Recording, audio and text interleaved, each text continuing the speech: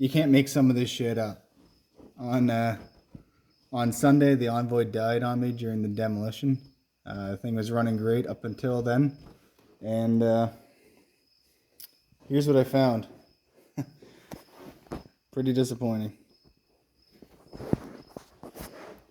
Up on the manifold, or up on top of the motor, here's a wiring harness, intake temp sensor. Look at there. Sucked a bit of wire into the throttle body, and I guess it didn't like that it was being held open. So let me come around here, flip this little guy on.